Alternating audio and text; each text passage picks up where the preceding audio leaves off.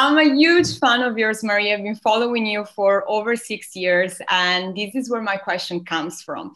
You embody the identity of a successful woman who created your empire around who you are. You're playful, you're feminine, you're so authentic.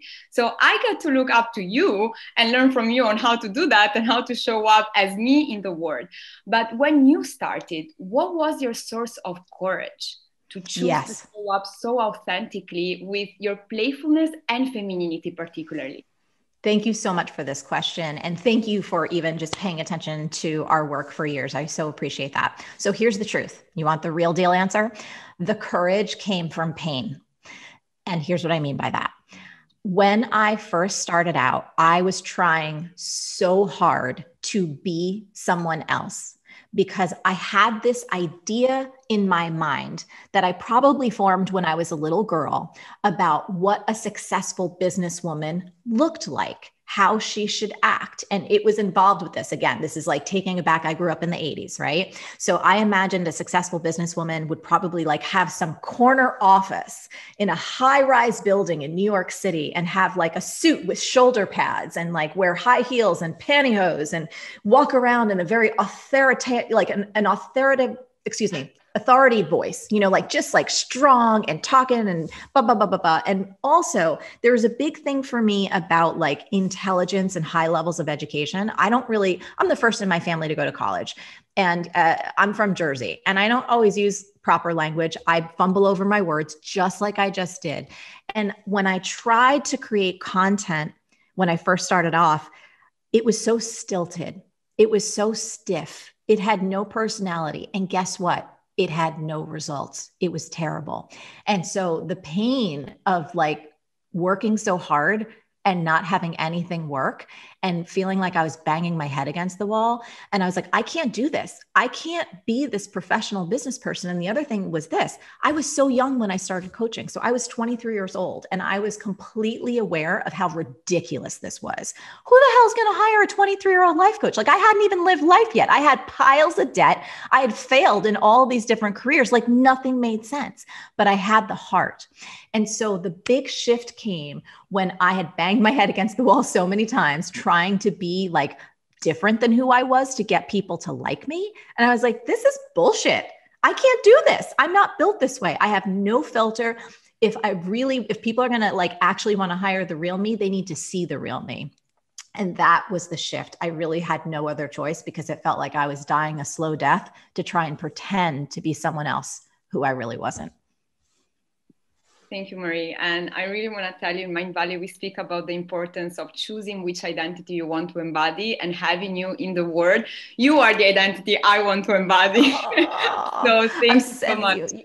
Thank you. Sending you so much love. And like I've told Vision, your team, everyone at Mind Valley, I'm such huge fans of you guys. You are doing such brilliant work and you're making such a difference in the world with getting this transformation material out to people. So good on y'all. Thank you. Thank you, Marie. Thank you. I appreciate that.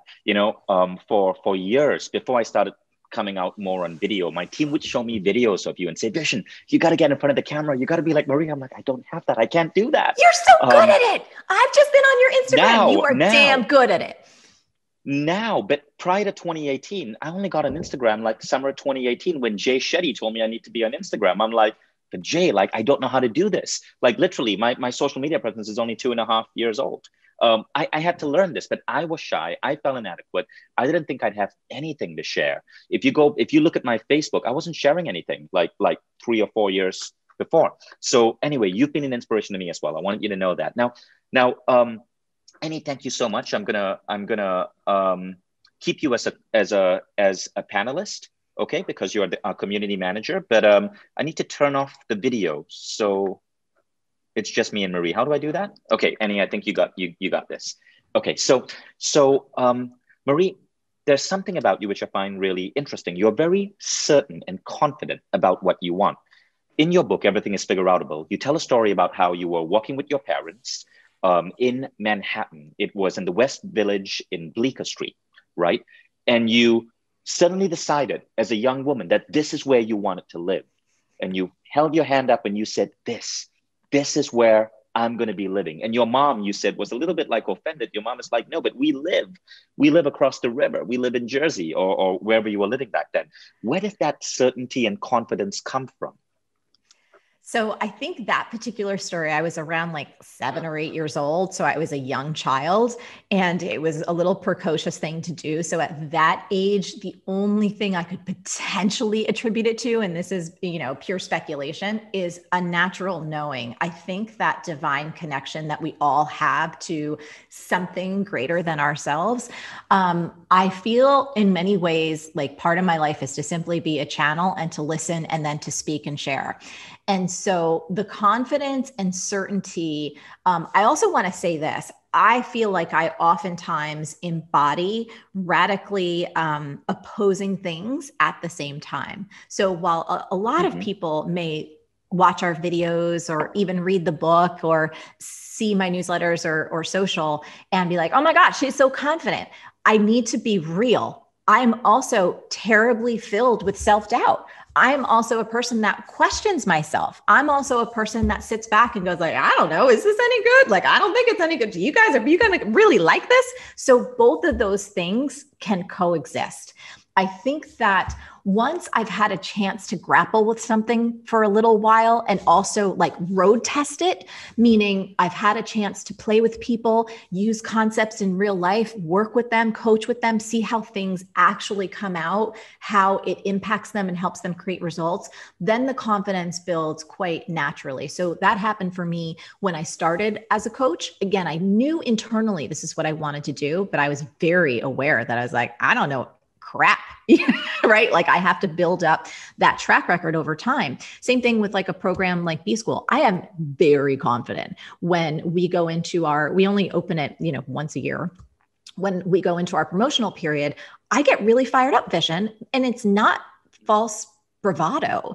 It's because I'm like, I've graduated 64,000 people. And I've literally been approached in grocery stores from women who were on the verge of homelessness, who now run multiple 6-figure businesses. And they tell me like their children's education are completely funded. So when I get fired up about anything, like again, about this book, I'm like, no, y'all, I've road tested this. Please, for the love of all things holy, just give it a try. You don't have to believe it. Try it before you deny it though, because this is good. So I think any confidence that you detect, one, I just want to underscore, it was born from terrible insecurity that I still carry around with me now. And a lot of self-doubt anytime I'm starting something new or I'm stretching into a new zone. And then the confidence side just comes from also, I've been doing this now for 20 years. Like starting in 1999 and it's now 2021. I think that's one of the best things about maturity. And that's one of the best things about age is like, you're like, I've been around the block a few times and I've seen a couple things and I've fallen on my face. So it's all going to be okay.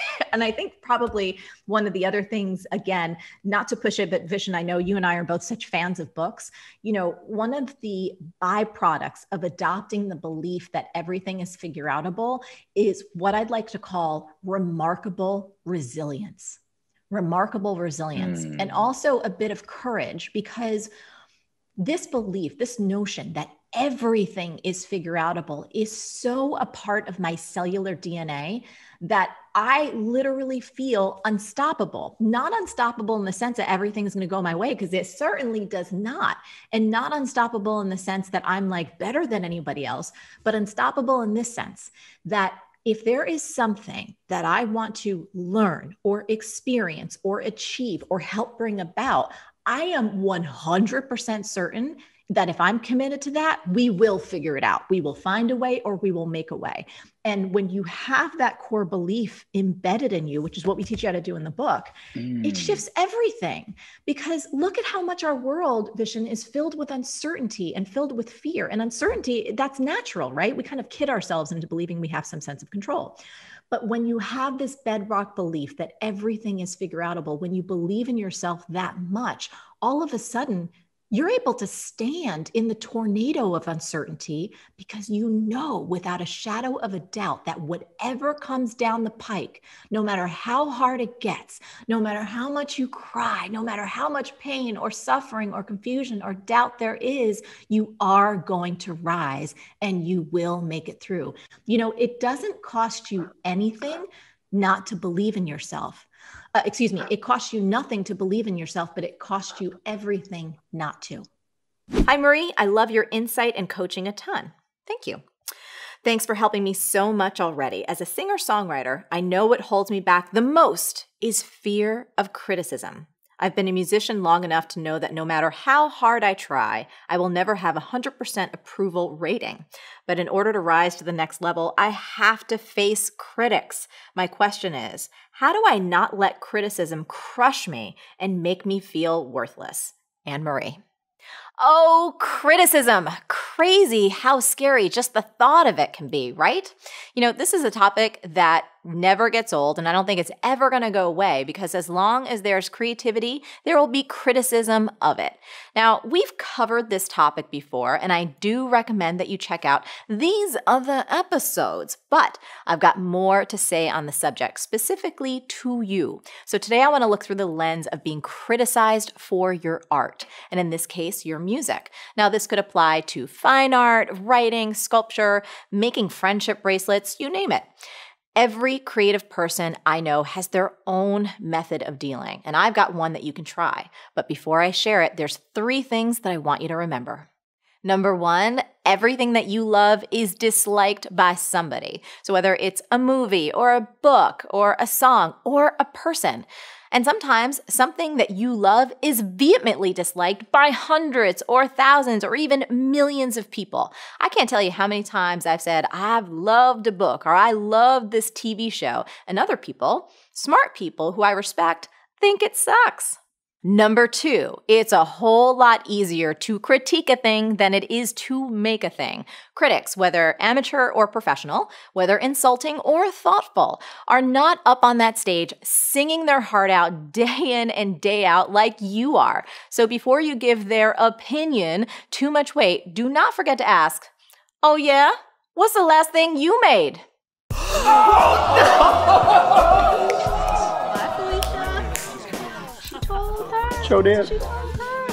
Number 3, you asked, how do I not let criticism crush me and make me feel worthless? I need you to listen up here. Do not give anyone the power to make you feel worthless. Nobody. As Eleanor Roosevelt famously said, no one can make you feel inferior without your consent. And there's no place that this is more true than with criticism. Now, here's an exercise that I want you to try, Anne Marie. It's called Give Your Critics the Mic. So not literally on the stage, but give them a voice on the page, meaning in your journal or on a legal pad or on a computer. Wherever you like to write privately, I want you to go off on yourself. So write out the exact words you think it would crush you to hear. So what could anyone say about you that you would consider bad? Would they say you've got a weak voice, that you're too old to be doing this, that your songs are just bubblegum pop, dreck, that you're pitchy? Got that one from American Idol. Would they say you're a wannabe Katy Perry or a poor man Stevie Nicks? If you've already heard hurtful things, you can include those. Then take a deep breath in and out and read it to yourself. Or if you've got a creative soulmate who just gets it, you can read it aloud to them. Then, boom! The worst that anyone could say about you, you've already said. You've faced it. Now, I want to be clear. The point of this is not to trash your self-esteem. It's to bring your fears out into the light, because when you do that, they lose all of their power. Just like the boogeyman, that shadow in the corner you thought was a big scary ghoul turns out to be a freaking coat rack. Ooh. Ooh. Ooh.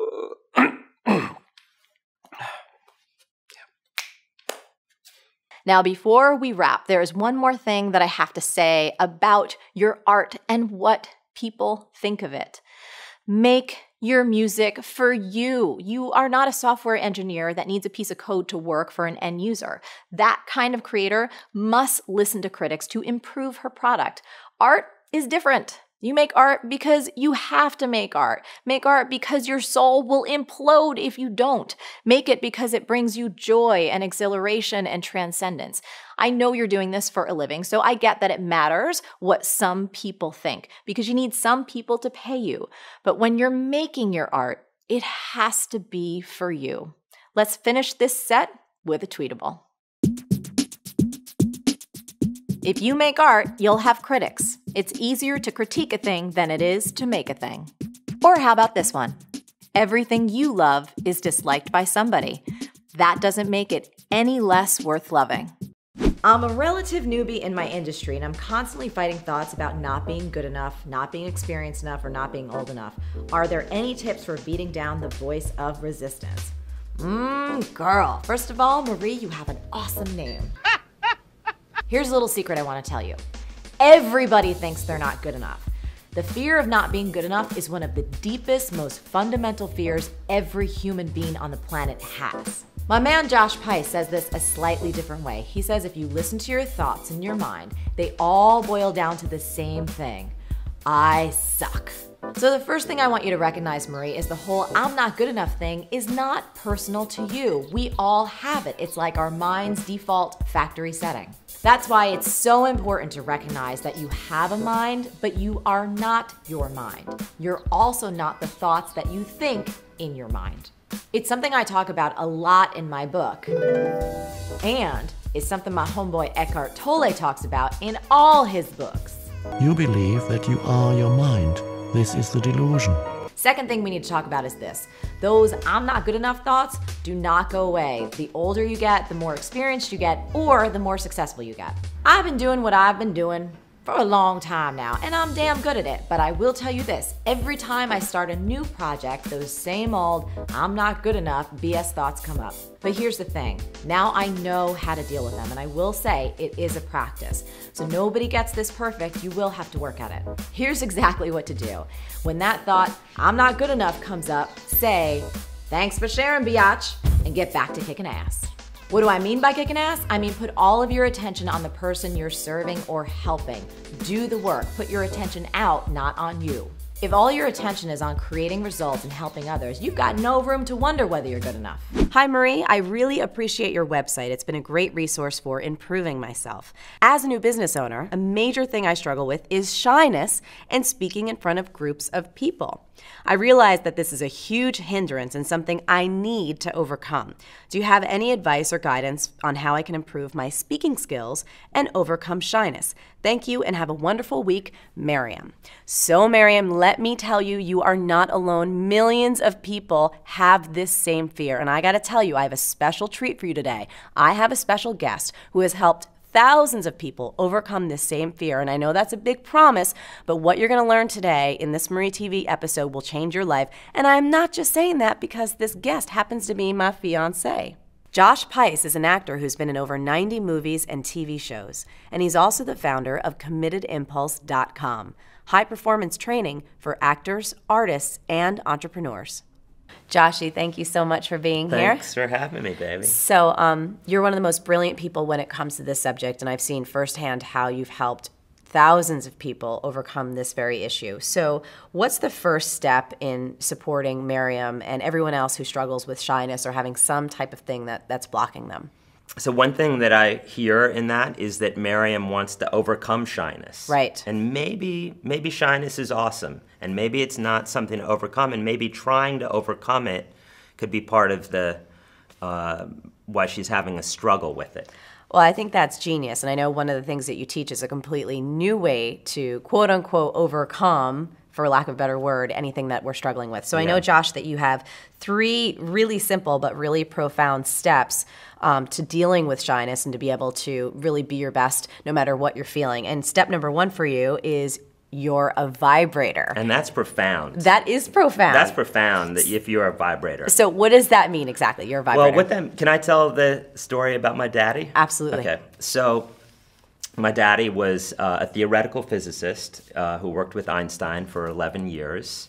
And I grew up in Manhattan, as you know, and in the summers I would go to Brookhaven National Laboratory, and that's where my dad, he would go off to work and he would do his thing, and I would play with kids and ride around on my bike.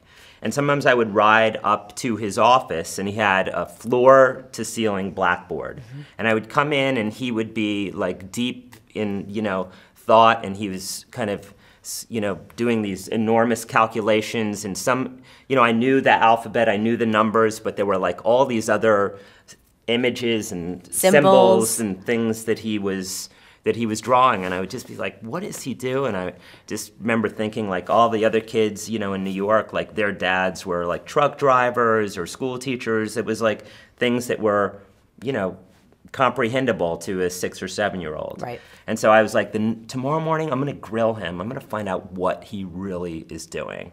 And so I was like sitting in the living room, and he was like packing up, his bag, and I was like, okay, no, I'm gonna do it. And it was like, so what do you do? Like, what is your job? And he said, well, Joshua. And I was like, and he said, do you see this table? It's like, you're not telling me what your job is. And it was like, yes. And he said, do you see your knee? I was like, and then he said, the smallest part of this table and the smallest part of your knee, when you break it down to the absolute smallest part, it's the same thing, and it's atoms. And he said, and that's what I explore. He said, I explore like the building blocks of the universe. Yeah, exactly. I was just like, and then he like picked up his bag and walked out the screen door, and I was just like, whoa, dude. It's like, I'm atoms. And I was like, I'm the same as the table. And so why that story had such an impact on me is later in life, when I was starting acting on Broadway and movies and television, there were times when I would feel so much emotion and sensation and shyness, and I was like, and I didn't know how to deal with it, and I tried to overcome it, and then I remembered what my dad said, that my body is a mass of atoms, and something really shifted for me in that moment. And instead of looking at these feelings, and emotions really are vibrations in different parts of our body. Right. And all of a sudden it was like, why should I look at this sensation, and it's really no more than this, like inside my chest? Why should I look at that as something bad? Right, like if you felt shyness, what you associated to be shyness as a certain vibration. Right, I identified as shyness. But the truth is, it's just atoms that are vibrating. And that gave me a huge amount of freedom, because I stopped associating it with something bad. It was just a vibration. Right. And that's why the first one is, you're a vibrator. If we can just recognize that we vibrate, and that's just part of life, and it's not good and it's not bad.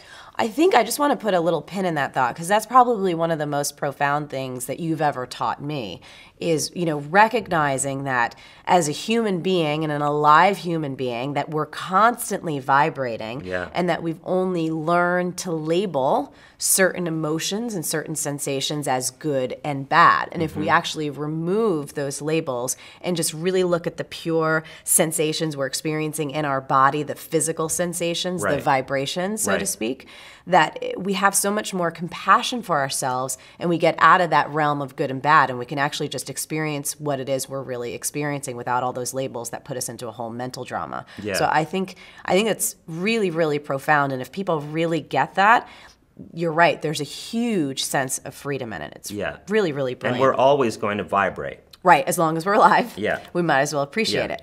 And when we're not alive and we're like floating around, we're gonna, like, remember when I used to feel shy and vibrate? We'll miss all that. Which is so So we sweet. might as well party with it now. Right. So step number 2 that you have is nickname your vibes. Nickname your vibes. Nickname them. Tell us about nicknaming. I mean, a lot of my students, if they feel nervous, they'll call it, for example, shushy, or whatever they choose. And like shushy, if you're about to, put yourself out there, go in front of a group of people or ask for a raise or whatever, and you feel this and you go, I'm nervous. Like or I'm shy. I'm shy. It's like instantly, well, and that's bad. We know that's bad. But if you just go like, I'm shushy, it's like, oh, okay. Like I'm shushy, and it's like a little, Jewish leprechaun or something. It's not anything bad. Right. All of a sudden it's just like, I'm vibrating, and I'm going to go ahead with the task at hand. So maybe Miriam, can come up with, like maybe she can call it Shazam. I love Shazam, because imagine if Miriam was like stepping on stage and she was about, to go out and speak in front of like 100 people. Right. And instantly she gave herself a reframe, like rather than feeling shy, she's like, ooh, I feel Shazam. I'm Shazam. I'm Shazamming. Right now. Yeah, come on. It would kind of be energizing. Yeah. So I love that. And I love the power of, I think reframes are really, really powerful in our lives. Yeah. And I love the fact that we can have fun with this and you can name it anything you want. Yeah. So the third step, and this is something really profound, and I've seen your work in action now almost over a decade, and it's incredible. Step number 3 you have is ride it, don't hide it. Yeah. Ride it, don't hide it. Ride it, don't hide it. And by that, I mean, if you take these vibrations that are happening and you just recognize that it's creative fuel and that it's something that's going to propel you into action. Yes. As opposed to, trying to breathe it away and do all our, techniques to get calm. It's like let that, it's just energy and let it just empower you to do whatever it's creative fuel. Yes. To go out there. To go out there. A few things that you've taught me over the years, when someone tries to hide what they're feeling, whether it's nervous or anxiety or anything that they've labeled as bad, right. Whenever you try to suppress or hide it, you actually display that quality even more. Yeah, absolutely, because you're just trying, it's like, no, I'm calm. Yeah. Right. And I've seen this in action again when someone just rides it, meaning they allow whatever the sensation that is to be there and speak authentically from that place. Ironically, the person appears very centered. And they are centered. Yes. It's like the idea that centered is something different than who you are in that moment centered is like if you're feeling this, like you're centered. If you're feeling this, you're centered. It's about telling the truth. Yeah. And the interesting thing is that when you speak from whatever is there, people are compelled to listen to you. Yes. But if you're feeling this and you're putting your energy to try to be like calm, it's like people disengage, like they can't listen because they're getting a mixed signal. Well, there's a sense of dishonesty, right? It's totally. like the person is feeling one thing and pretending or trying to show something else, which all of us have such acute BS meters totally. these days that you can instantly feel like, I can't trust this person somehow. I think you've made a really good point once that I heard you talk about where, no one really wants to see, like who wants to see really a calm public speaker? Right.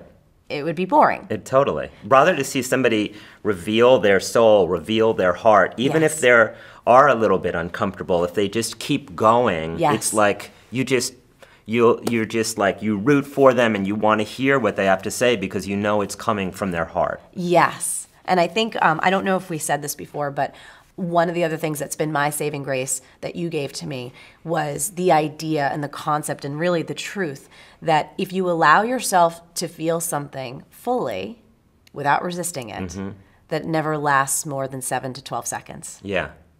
Yeah, if you just feel like if Miriam, before she goes out on stage, to speak and she feels this, instead of trying to put it down, like just fully feel it. It's like you're on the roller coaster, going up and it's like, you feel it, and then it's going to shift and move to something else and to something else. And you just want to let this information be your guide track. Yes. I first discovered you last year when I cut the cord to my day job in academia, and I took the leap to doing my music business full time. I went from making no money from my art to charting #1 on iTunes and making a comfortable 6 figures. One of my biggest struggles is the what if anxieties about my business and the fear of not being able to stay at the top. I do not want to go back to a day job, and I'm often paralyzed at the thought of what the heck would I do if I couldn't do what I love. Sometimes I feel like my business is happening to me more than I'm happening to it, and to a large degree, I have no control over whether people buy my products. Would love for you to A this cue on the fears and pressures of staying successful. Sincerely, Philip. Philip, this is a really good question. You know why? Because not that many people talk about it. And the other reason it's a great question is because you can actually do something to take care of this. So here are 3 steps on helping you alleviate the fears and the pressures around staying successful. Step number 1 is you got to pull the lap bar down. Now, people have this mistaken notion that sometimes success is this uphill climb and then you plateau and then you just hang out for a while, or you're going to climb, climb, climb and it never ends. Unfortunately, that's just not reality. Success is a lot more like a roller coaster where there's like twists and turns and upside down loops and all kinds of things that make you want to hurl. And that is true for all of us. So Philip, you need to sit your butt down, secure all your loose clothing and your jewelry, and get ready for one heck of a ride because you're on it whether you like it or not. And I gotta tell you, the little pimply teenager at the control panel will not let you off. So don't resist this fact. Just pull your lap bar down and enjoy the ride. Now, I'm not saying that you're going to have to go back to your day job, but there may be a time when one record doesn't sell quite as well as your last, or maybe you just hit a creative rut. But here's the deal. There's not one great artist or business person or human being that doesn't have downs that go along with their ups. This is a natural part of life. It's the yin and the yang, the back and the forth, the change of seasons. Nothing in this life is static, so don't be afraid of that fact. You need to account for it, which brings me to step number 2. Step number 2 is don't be MC Hammer. Now let me be clear, I do love some Hammer time, and FYI, Hammer pants are back. But y'all know about Hammer, right? I mean, accurate or not, legend has it that once Hammer hit it big, he took all his money, started buying fancy cars and big mansions, and then unfortunately, not only did he have to declare bankruptcy, but then the IRS came knocking at his door and they took away all his stuff, and then they said, you can't touch this. Legally, you can't touch any of this. We're gonna take it away right now. We're gonna take that. Never seen, what is that? Why? Did you spend a lot of money on that? Now, thankfully, Hammer got himself back on track, but the lesson remains. You should always live below your means. One of the best ways to relieve stress and pressure around losing success is just to be really smart and mindful with your money. That means you should live simply, you should save, and you should invest wisely. Now, one of the best things here is that a financial cushion actually gives you a creative cushion. This way, you can keep taking risks with your music. Step number 3, deal with the worst now. Now, this is one of my very favorite ways to deal with any fear. You've got to ask yourself, what's the worst thing that could happen to you if you lost all of your success? Really think about that. And then here's the part that people miss. How exactly would you deal with it? I don't want you to just say this out loud. I actually want you to write it down. Really face the fear. What's the worst thing that could happen? And what would that mean to you if you lost all your music business success emotionally and mentally and financially? Would you be out in the street? Would you lose your home? Would you have to be taken in by a friend? Once you get all that down, then I want you to do this. Write down the exact actions you would take if that happened. In other words, deal with the worst case scenario now. What most of us find when we get to the very bottom of our fear is that actually we would be okay. And when we create an action plan, we realize that even if everything went to hell in a handbasket, there are steps we could take to lift ourselves back up. So this is a very powerful exercise for both your conscious and your subconscious mind to start to release these fears so you can get back to enjoying your life and creating music, which brings us to our tweetable. Let our advanced worrying become advanced thinking and planning. Are you ready to create your own success story? If so, I've got a free coaching tool for you. It's called How to Get Anything You Want. It's an awesome audio. It'll give you 3 simple steps to create your dreams on your terms. All you need to do to get it is go to marieforleo.com/subscribe. That's marieforleo.com/subscribe. See you there. You know, last year on vacation, something kind of scary and embarrassing happened to me. But as with most things that seem kind of negative, there was this hidden lesson inside. So Josh and I were on Selena, which is a beautiful little island off the coast of Sicily, where the best way to really get around is by scooter. Now, I hadn't ridden a scooter for at least 20 years, but I was super excited to get back on one. So it was this blazing hot day. It was in the summertime, and I had shorts on. And we walked from our hotel over to the rental place. Now, I don't speak much Italian, and the women at the rental place didn't really speak much English. But after a few minutes with Google Translate, we were ready to just hop on our scooters and start exploring the island. So the folks at the rental place asked me if I was familiar with riding scooters, and I said, no, not really. So they wanted to give me a little tutorial. Essentially, they said that you go like this to give it gas and that you squeeze the handles to brake it. Now, I ride my bike quite a bit, and it seemed really similar. And I said, okay, this sounds easy enough. And in Italian, that's facile. So I put on my helmet, I turned on the ignition, and I got ready to ride off into paradise. Now, here's the thing. What I didn't quite realize was that the right lever was for the brake on the front of the bike, and the left lever was for the brake on the back wheel.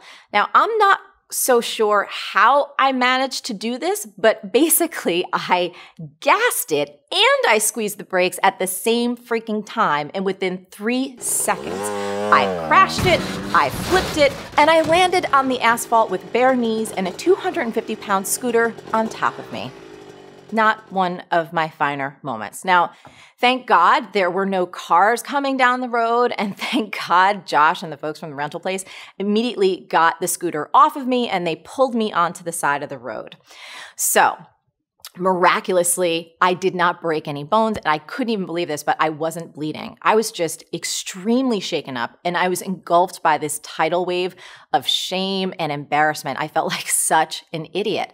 Now, the people from the rental place, they were so sweet, and they wanted to take the scooter back. They said, you know what? You can just give this back to us. We're going to give Josh a bigger scooter so you could just relax and ride on the back of his. Now, in that moment, I had a choice. It was either A, I could play it safe and give the scooter back, and then I would be a passenger rather than a driver.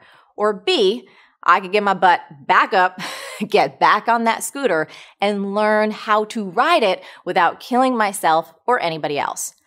Now, if you know anything about me, you probably know what I chose, which was B. And here's why I made that choice. I didn't want fear to take hold in my bones and start slowly turning me into a person who was scared and small and insecure. Just because I made a mistake, and it was a pretty big one, I messed up, doesn't mean I was going to give up.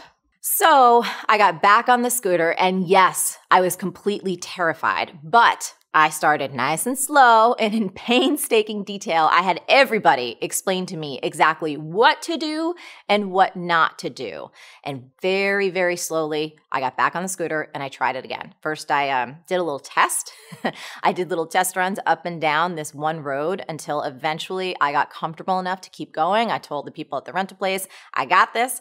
And by the end of the day, I gotta be honest, I was 10 times more comfortable and confident than I ever thought I could be. And I was actually able to zip around the island without causing any damage to myself or objects or other people. And every single day after that, as I rode more and more, I got more confident. And as you can see from this little picture, eventually I got really into my little scooter. So you might be asking, how does this relate to you? Well, I think the biggest lesson that we can all remind ourselves of is this. When you get knocked down, it does not mean that you're weak or that you're stupid or that you're incapable. It just means that you're human and that you're really brave for even trying. But I think what's even more important, whether you wipe out physically, like what I did, or you wipe out in your business or your relationships or some creative project, which trust me, I faceplant in those many times myself, let's be really clear. And yes, this one is a tweetable. A fall isn't final unless you stay on the ground. So here is the bottom line. Do not give fear a chance to solidify and harden in your bones. You've got to get back up while the fear is fresh and new, and I promise then you will not be trapped by it. And here is the great thing. Once you get back up, you are no longer the person who fell. You're actually the person who's still riding. I want to talk about too muchness. You write, can you imagine if someone walked up to you and to your face said, I need you to be less? You'd clutch your pearls and be offended. But that is what they're saying when they say you're too much. They're just saying it in a less accusing and more shaming manner, so you take it to heart. Any place that demands you to shrink is a place that will suffocate your spirit and leave you gasping for air.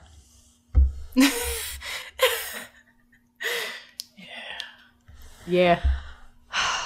Have you been told you're too much most of your life? Absolutely. You know, I show up as who I am no matter what room I'm in. And even if I'm not told to my face, I've definitely been told in different ways, right? People won't necessarily say you're too much. They'll just say it in different ways. It might be how they look at you. It might be them reporting you to HR after you make a statement in a meeting. It might be them saying, you know what, just be quiet. So there's different ways that people can tell you that you are too much. And in my life, I found that usually the thing that is too much about me is typically my superpower, right? Like the thing that people want you to quell, the thing that they want you to be less of is typically the thing that you are gifted at.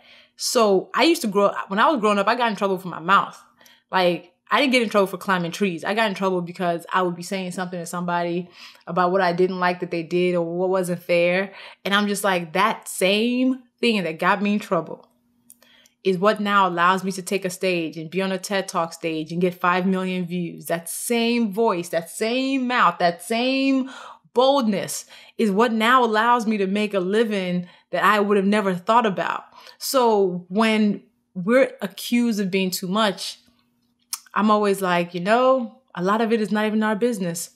A lot of it has nothing to do with us or what we did. A lot of it is other people projecting themselves on us or where they failed on us. So our jobs is to recognize those moments, figure out what to internalize, what to receive as constructive feedback, and move forward. Yeah, you know what? I actually want to dig into that a little bit deeper because I loved that you broke it down in the book because people will ask, and I think it's a fair question. Taking the other side of the coin, if folks right now are listening or watching and they're wondering, okay, Lovey, but what if, right? What if I am acting a fool in some kind of way? What if I am being a particular way that they're rightfully calling me out for being a little too much or whatever it is? How can we distinguish whether or not something is valid or, as you call it, pure compost and trash? Sentient sewage. You have to ask yourself a series of questions about who is bringing this to you and how. What is their motivation? I break it down more in the book, but it's like the person who's bringing this to you matters, but also keeping in mind that sometimes they actually will be people who care about you. And that's when it usually will cut through the most. If it's like your mom says it to you or somebody that's related to you says it to you, but you also have to figure out what they're carrying that made them bring that to you. And again, maybe you are too loud in the library. Yes. But are you being too loud by raising an objection about an idea that happened in a room that you thought the idea was thoughtless, right? Are you being too loud in a moment when you're saying, hey, don't say this joke about this person? It's things you have to kind of run through your own filter. Yes. To give credence to or not. Because again, yes. I think we spend a lot of time giving credence to a lot of people's ideas about us. So much time. Without also now checking ourselves and being like, but do I feel bad about what I did that caused them to give me this criticism? Yes. And I have the 3 questions written down just for anyone to walk themselves through if they're like, I really want to take a deeper look at this objectively. You have 1, is this hindering my personal growth? 2, is this harming someone else? And 3, is this critique coming from someone who loves and respects me? And of course, you go deep into each of those questions and how to kind of parse through that. But I wanted to just at least top level outline that because I think it's so incredibly valuable. In my life, I often tell people this, especially when they ask me about criticism. And this is the truth up until now. I have never received a piece of hurtful criticism from anyone that I love and respect Anyone who I admire their work, anyone who I really appreciate who they are, how they carry themselves in the world, has never slung a piece of like just harsh, hurtful, demeaning criticism my way. Correct. Even if people have an opinion to share, or they're like, hey, I just wanted to share this with you, something for you to consider, it never comes through with you know what I mean? With a knife, not with a knife's edge. That's a great point. That is actually a really good point. It doesn't mean that people who love and respect you won't bring great criticisms to you. It is the how that they will bring it. They're not coming to cut off your head. They're coming to be like, I'm saying this because I'm expecting you to grow from it. They're not coming to be like, I want you to be in the fetal position after I walk away from you. Yes. Right? Like, they're not going to do that. And people who love you will not do that. And if it makes you want to be in a fetal position, that's something you also have to figure out, like, why am I taking this so bad? But to your point in that, the how, oh my God, like your friends can check you. Your family can check you, but they're not going to do it in a way that breaks your spirit. That's right. And that's a very big difference. And I think that it's so important. And it's one of the best things about getting older. Like, you know, stuff that I used to just think was, you know, oh gosh, this is just how people act, you know, in your late teens or early 20s. And then you just start maturing and you're like, there's a whole different way to be. There's a whole different way to be. Because I mean, in our 20s, we were all trash. 100%. It's a rite of passage to be trash in your 20s. It is a lifetime rite of passage. That is the decade where you can be a raving dumbass because you're finally an adult, even though you're not really one, right? You're not going to high school. There's nobody who's on your back that's like, have you completed this thing? The 20s is your first real decade of autonomy. So that decade exists for you to mess up in multiple ways. So you have stories to tell in your 30s. And you get to look back and be like, thank God for growth. Thank God for it, because oh my goodness, yes, no, the fact that I even survived, it's kind of amazing. You know, one of the other things that, again, so many times there's laugh out loud moments in your book, but I just love how much you love and appreciate, and tell me if I'm wrong on this, but you're like, I'm petty. And you will go there for a second and then you're like, but I'm mature now, I'm going to pull it back. And then you're like, but I need to sprinkle a little bit in. You had me laughing so hard. And it was so endearing. And I love you so much for it because, you know, people will sometimes ask, they'll be like, but Marie, you're always so positive. I'm like, I don't post everything I think on the internet. And because I'm not... It was just like, I'm like, oh God, Lovey, I love you so much because it's just all there. We got to be able to agree. Like, we're all petty. Like, that's the thing. Anybody who says they're not petty is not being truthful. They're not telling the truth. They're not telling the truth. Also, if you can't be petty, what can you be? Like, petty is a piece that's necessary. Because sometimes people do things that you just have to side-eye them over or be like, come on. And sometimes you realize you're being the person who needs to be side-eyed. And one thing I am, to thine own self be true. I know myself above all else. I'll tell you all my flaws first because I am very clear what they are. And being petty, I'm not going to stop being petty. Let's also be clear. Like... You kept saying, Jesus isn't done with me yet. And I'm like, I love you. Done with me yet. I'm a working. I never take myself too seriously, even as I'm writing this book. And I'm like, listen, I'm a hot mess. I am a hot mess who's learning a lot. And I'm always sharing and learning out loud. Hot Mess Express. Ain't no shame about it because I will continue to be a hot mess. Don't expect me to be anything but a hot mess who happens to be growing, right? I am a growing hot mess. But I'm way better than I was in my 20s. Yes. That's why this book exists. Like, way better. I was a douche in my 20s. Like, and we have to be able to say that. We have to be able to be honest with each other, like, and with everybody out loud. Like, I think, and as public figures and people who are more visible, that vulnerability is necessary because we happen to fall and trip in spite of and because of ourselves. Yes. On massive platforms. And our work has connected with millions of people and people see us in a certain way. But I'm always like, I don't belong on a pedestal. Do not put me there. I will disappoint you. I will fall off it. I will do something ridiculous because I'm a human who is petty in all her hot mess glory, have all my random baggage. I just happen to have hundreds of thousands of people watching me. So it doesn't mean I have everything figured out. It means Correct. I'm sharing what I have learned, but on the way there, do not make me a hero and icon because you will set me up for failure. Correct. I remember, especially, I was so insecure when I started. By the way, I don't know who the hell I think I was. I think the inner spirit of me knew who I was, but like in my 20s, like as a 23-year-old life coach, who the hell's going to hire? Like, what was I thinking? I hadn't even lived life yet. I had piles of debt. Talk about hot mess. I had like failed at all the jobs I had. Anywho, I remember I distinctly would tell my clients, I said, look, I am no sage from the stage. I am a guide on the side. I am learning. I am growing. But I love what you said, this whole thing of like holding people up on pedestals. I'm like, y'all, even like with everything is figured out, people are like, oh, so you're saying you have everything figured out? I'm like, hell no. It's literally just a little phrase that helps me every day to figure stuff out.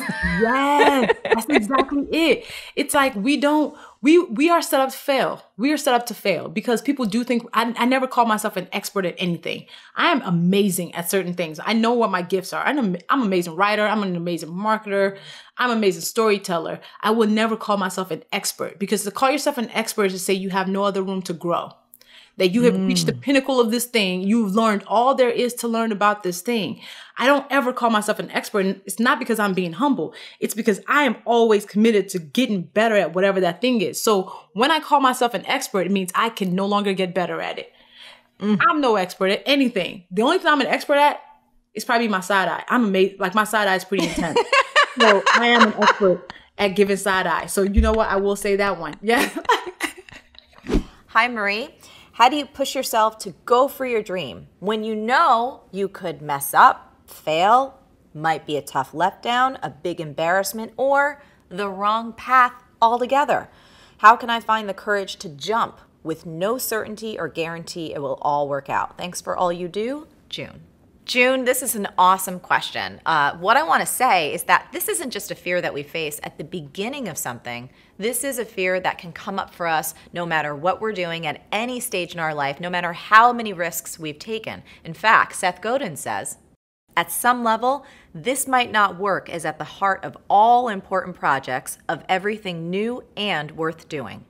Look, nobody has a crystal ball and nobody knows what's going to work and what's not going to work until you actually do it. I think it took Thomas Edison about 1,000 tries before he actually figured out the light bulb. And then when a reporter asked him, hey, how'd it feel to fail 1,000 times? Thomas Edison actually said, you know what? I didn't fail 1,000 times. The light bulb was an invention that had 1,000 steps.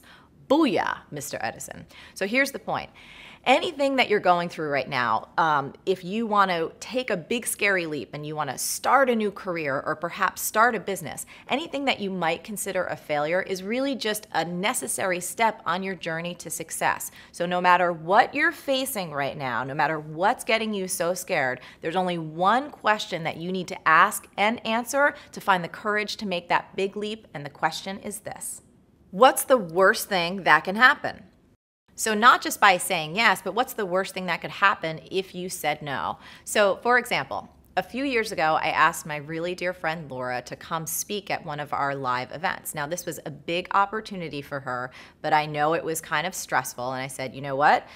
This is big, so take a few days, think about it, because once you say yes, you're going to be locked in. So first she had to ask herself, well, what's the worst thing that could happen if I said yes? So for her, it was the stress. It was wishing that she never committed, which she wished she never committed. But it was also this fear that she was going to completely freeze up on stage, that she was going to mess up horribly and completely ruin her reputation, which she did not.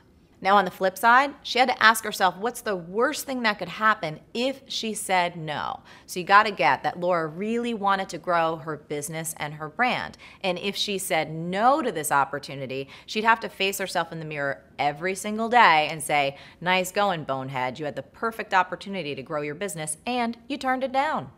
Thank you for the wisdom you offer. It's been such a great help for me. I've been through a series of traumatic events and suffer from depression. I live in Iraq and my country has been in war for decades. I'm an architect and love my job. But here, everything you care about or build can be destroyed at any moment. That's if you manage to survive. So here's my cue. How can I find the courage to continue building, knowing all my hard work can be wiped away due to circumstances I can't control? Loving what I do for a living has become a kind of cure to me. I know you say everything is figure-outable, and I profoundly share this belief with you, but it's so hard to do on my own. Thanks for giving me a chance to get help for myself and whoever is going through a similar situation. Lots of love to you and your team, R. R, thank you so much for reaching out. Your words went straight to my heart. We have viewers in 195 countries, and I do my very best to stay conscious of the fact that many people like you are living in conflict zones amidst extraordinary challenges. You know, right now I'm in New York, and it's hard to fathom the fear and turmoil and uncertainty that you experience on a daily basis. My heart goes out to you, and I want you to know that we are sending you love, and my hope is that something we share today can help you feel supported and find a sense of strength. You mentioned something really, really important when you talked about finding the courage in the midst of circumstances you can't control. That's the operative phrase. Circumstances you can't control. You're living an amplified version of that, but you're 100% right. For all of us, so much of what happens in life is completely beyond our control, and that can leave us feeling powerless. But here's the good news. There's one thing that we have just a smidget of control over, and that's ourselves, and how we choose to direct our thoughts and our words and our actions. Keeping this in mind, when I read your question, there were 2 key habits that I wanted to recommend for you. Both of these can be done anywhere. They don't cost anything, and they're both scientifically proven to help improve depression and anxiety and the impact of trauma. Habit number 1, daily meditation. So meditation is the ultimate technology for creating peace from the inside out. For me, it's what helps me stay connected to the loving and strong parts of myself and observe my circumstances without getting swept away by them.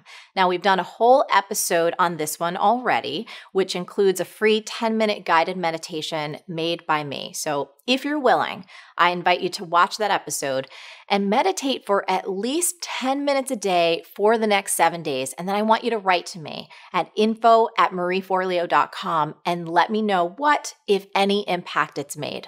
Habit number 2 is movement. Now, what's tough about this one is that when we feel depressed or we're under extreme mental anxiety, we don't feel motivated to do much of anything besides maybe eating some chips, or in my case, you're really craving some mac and cheese. However, exercise is scientifically proven to be especially effective for depression. You don't even have to get fancy. You don't have to go to a gym. You could run, or you could work out in your house. You know, there are a ton of free videos on YouTube that just use your body weight, so you don't even need any equipment. Now, I will say for me, it's not just about exercise, but it's also about the music that I listen to while I exercise that I feel makes the biggest difference. So my challenge to you is that for the next 7 days in the morning, if you could do just 10 minutes of exercise to music you love, I think it would make a big difference. Now, if you wind up doing more than 10 minutes, that's fantastic, but at least 10 minutes every day for the next 7 days. And again, I would love you to write me and let me know how it goes. So those are 2 non-negotiable habits that I strongly recommend you give a try. But now I want to move on to the core of your question, which is how much you love being an architect and building things, but that understandably, it all feels futile.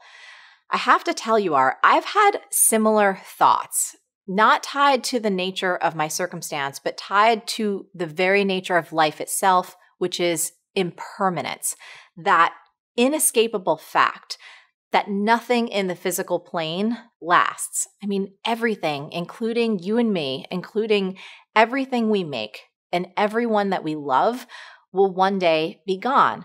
And when I think about this, I can either let that fact get me down, or I can let that fact get me fired up meaning fired up to love as much as I can possibly love while I'm still here, fired up to take risks and to speak out and create things for as long as I possibly can. And the one thing that might be really inspiring for you on this topic is something called the 10 Paradoxical Commandments, which is by Dr. Kent Keith, which also really inspired Mother Teresa. Here are just 3 of them, and the third one is especially for you. People are illogical, unreasonable, and self-centered. Love them anyway. If you do good, people will accuse you of selfish ulterior motives. Do good anyway. What you spend years building may be destroyed overnight. Build anyway. Look, R, you are on the planet for a reason. You are here to create and contribute. And the things that you build and the love that you bring to them, that is your legacy. As Khalil Gibran said, work is love made visible. And that, my friend, cannot be wiped away. So let's wrap up this episode on a tweetable. Nothing physical lasts forever, but the legacy you create is here to stay. You can run a company, you can manage a project, but you can only lead people. And for anybody in a leadership position who says, I am a leader, you are a leader of people. That's how it works. And the problem is we have to go through this transition. Some people make it quickly, some people make it slowly, and some people will never make it. When we're junior, the only thing we have to do is be good at our jobs. That's it. The company trains us how to do our job. Some of us get advanced degrees on how to do our job, accounting, engineering, whatever. And if you're really good at doing your job, eventually they'll promote you. And eventually you'll get promoted into a position where you're now responsible for the people who do the job you used to do. But nobody teaches us how to do that. And so they put us in a position of leadership and demand results, which is like putting us in front of the machine and demanding results, although they never showed us how to use the machine. And so we fumble our way through and we break things and we don't want anybody to know that we have no clue what we're doing. And of course we manage people because I do know how to do your job better than you. That's what got me promoted. We have to go through this transition where when you're now in a leadership position, you are now no longer responsible for the results. You're now responsible for the people who are responsible for the results. I love talking to CEOs, and I say, what's your priority? They say, my customer. You haven't talked to a customer in 10 years. There's not a CEO on the planet, anywhere, who's responsible for the customer. You're responsible for the people who are responsible for the customer. As a solopreneur, you're chief cook and bottle washer. It's a hard job. And when you have a very small enterprise, you have to balance this thing because you have a responsibility as a worker, but you also have a responsibility as a leader. And they have to be separate. So when you do work, you're a worker, you do the best job you can do if you're out there consulting or pitching or whatever you're doing. But when you're the leader, you're taking care of your people so they can be at their natural best, so that they can thrive. And you know that their work is not your responsibility. They are your responsibility. Their work is their responsibility. And so it's a really hard sort of yin and yang when you're small. But as you gain size and as you gain, start hiring a few more people, the problem is we can't extricate ourselves. We struggle. Like I said, that transition is really hard. It takes practice. It's hard work. It requires studying. Just like you study how to learn the machine, you have to study how to learn to be a leader. All the great leaders I know are students of leadership. None of them consider themselves experts. We're all students of the subject. And when we get together, we talk about it because we're genuinely interested in it. Golfers talk about golf. Yeah. Leaders talk about leadership if they're good because they're constantly in learning mode. So, yeah, it's a human enterprise and it has to be treated that way. So this was just genius. I'm wondering if there's anything that you want to leave us with today, because what I took away from your book, and I love this idea of studying leadership and talking about it, but the simplistic idea that if we look out for the people around us, I feel like that is something anyone can do, whether they're running a company or they're looking across at their family or their friends. Is there any closing thought that you want to leave us with, Simon? It takes practice, and it is a daily practice. You're not going to be an expert tomorrow. Leadership is the practice of putting the lives of others sometimes ahead of our interests. So practicing leadership is like driving to work in the morning and someone wants to cut in your lane. Do you pull forward or do you pull back? That's leadership. Like, we don't know. Maybe they're running late for a big interview and they've been unemployed for 6 months. Maybe their boss is an ogre and they left late because their kids, had trouble getting out to school today. Like, I don't know why they're late. I don't know why they're cutting in. Or maybe they're just a bastard. I don't know. But we can sacrifice being at work 1 car length late. That's leadership. You're standing in the elevator. You're running late for a meeting. The doors start to close. You see someone rushing towards the elevator. What do? Sorry. Like, we've all done that, No, lean forward and push hold. That's leadership. You pour yourself a cup of coffee. It's the last cup. You put it back. It's empty. The next person who wants a cup, they'll make a next pot. Or when no one's looking, you make the next pot of coffee. This is leadership. And if you practice the little stuff, when you ask someone, how are you doing? You actually care about the answer, right? If you don't care, don't ask. So these are little things that if you practice and practice and practice, like exercise, the pain starts to go away. You start to get a little stronger. It starts to get a little easier. You start to take those kinds of risks with bigger and bigger things.